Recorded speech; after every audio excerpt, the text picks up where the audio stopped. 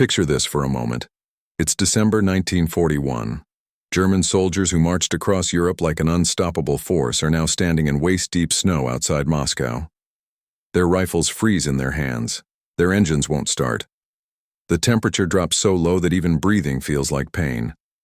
Just months earlier, victory seemed certain. Now, for the first time, doubt begins to spread.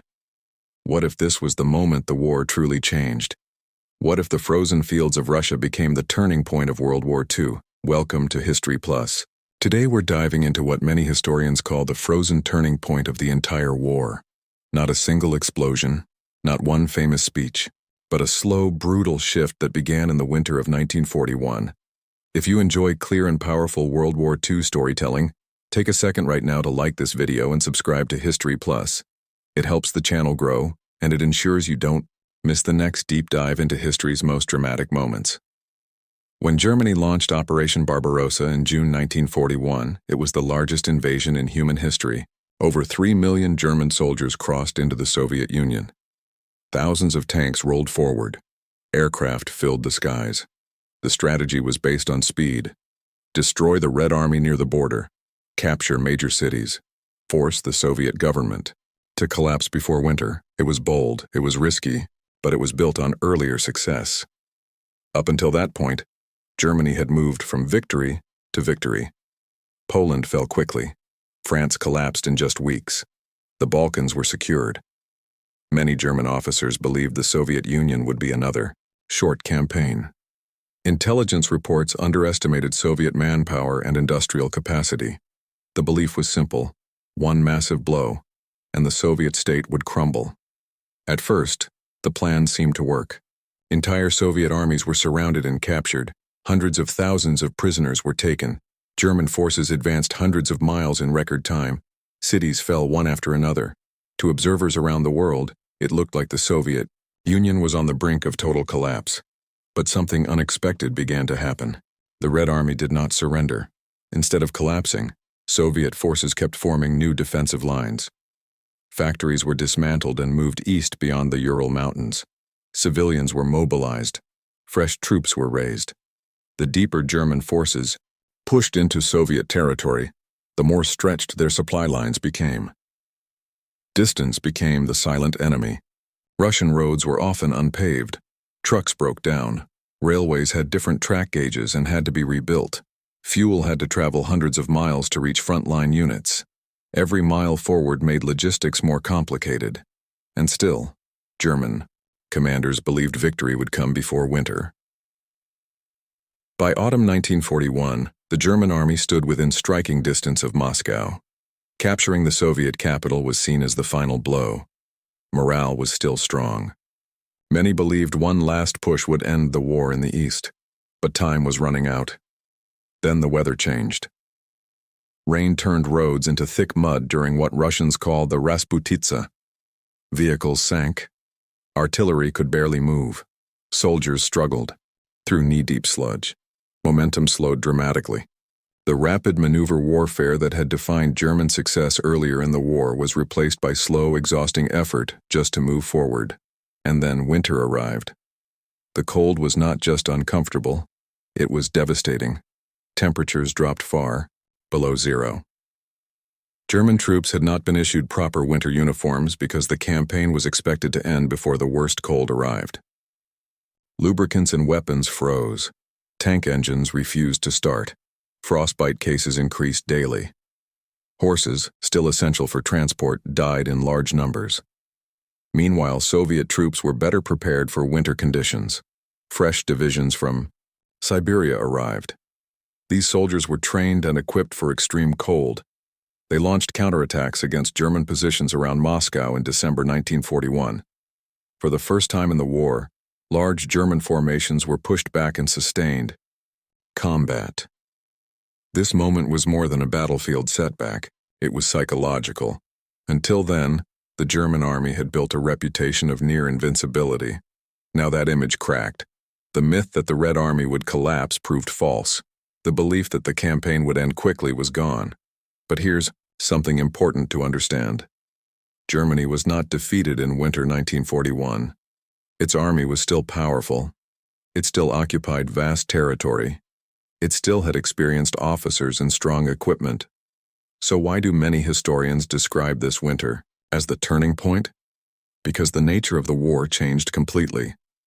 Germany's strategy was built on short wars. Blitzkrieg was designed to break enemies quickly and avoid long conflicts. After winter 1941, the war in the East became a long struggle of endurance. The Soviet Union had massive manpower reserves. It had enormous territory to trade for time. Most importantly, its industrial production was recovering and growing. At the same time, Germany was not fully prepared for a prolonged war of attrition. Its economy had not been completely mobilized for total war. Production levels assumed quicker victories. Now, losses in men and equipment would need to be replaced year after year. Another major shift happened in December 1941 that made the situation even more dangerous for Germany. The United States entered the war after the attack on Pearl Harbor. When Germany declared war on the United States, it expanded the conflict into a true global struggle. Now Germany faced not only the Soviet Union, but also the combined industrial power of America and the British Empire. That meant something critical. Even if Germany achieved local victories, the long-term balance of resources was turning against it. The United States alone had industrial capacity that dwarfed Germany's. Tanks, aircraft, trucks, fuel, ammunition, the scale of American production would soon reshape the war. On History Plus, we look beyond dramatic battles and focus on underlying shifts. Winter 1941 did not end the war, but it locked Germany into a type of conflict it was not designed to win. The quick knockout blow had failed. The Soviet Union survived. The war would now be decided not by speed, but by endurance, and endurance favors the side with greater manpower, stronger industry, and deeper reserves. After winter 1941, Germany could still fight effectively. It could still launch offensives, but it was no longer fighting the war it had planned. It was now fighting a long war across vast distances against enemies whose strength was increasing, not shrinking.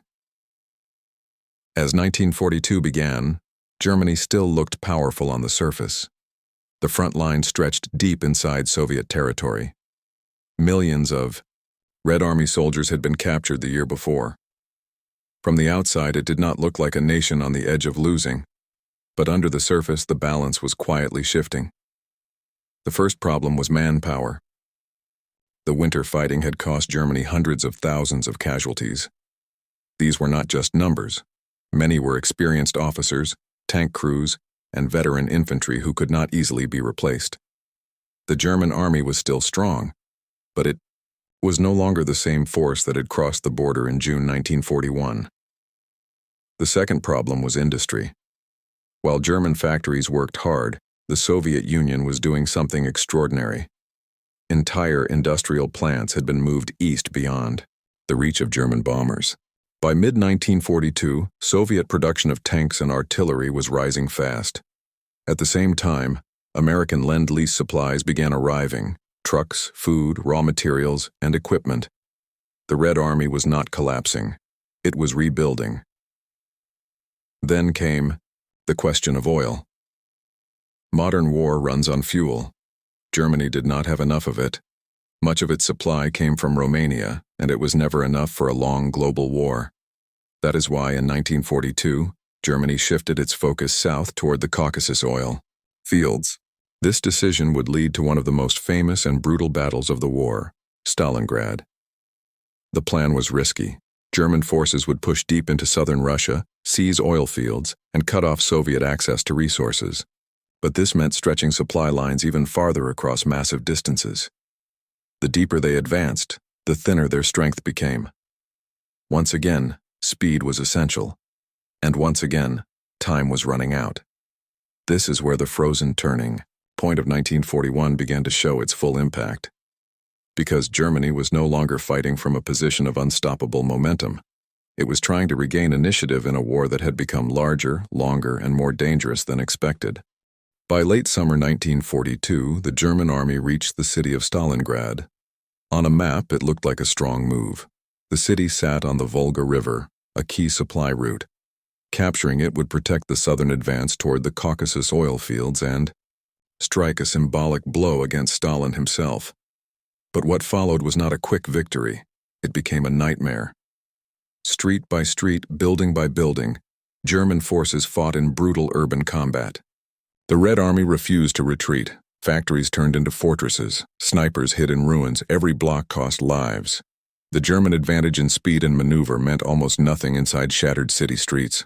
What had once been Blitzkrieg turned into grinding attrition. Then came the Soviet counterattack in November 1942.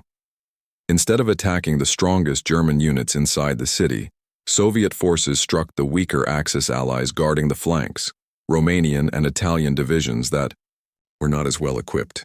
The breakthrough was fast and devastating. Within days, the German Sixth Army was surrounded. Hitler ordered them to hold their ground. No breakout, no retreat. Supplies would come by air, he was told. But the airlift could not deliver enough food, ammunition, or fuel. Winter closed in again, just like the year before. Hunger spread. Frostbite returned. Morale collapsed. In February 1943, after months of encirclement, the Sixth Army surrendered. It was one of the largest defeats in German military history, an entire field army destroyed, tens of thousands killed, wounded, or captured. The psychological impact was enormous. Stalingrad did not start the turning point that began in the winter of 1941, but it confirmed it. Germany had gambled on a decisive victory and instead suffered a disaster it could not fully recover from. From this moment forward, the initiative on the Eastern Front increasingly belonged to the Soviet Union. After Stalingrad, the war in the East was no longer about whether Germany could win quickly. It was about whether it could survive at all. The Red Army had proven it could absorb massive losses, rebuild, and strike back with force. And now it was growing stronger every month. In 1943, Germany tried one last major offensive at Kursk. It was the largest tank battle in history. The goal was simple: regain momentum, crush Soviet forces, and stabilize the front. But the element of surprise was gone. The Soviets knew it was coming. They built deep defensive lines filled with mines, anti-tank guns, and reserves. When the battle ended, Germany had lost more precious tanks and experienced crews it could not easily replace. After Kursk, it was mostly on the defensive.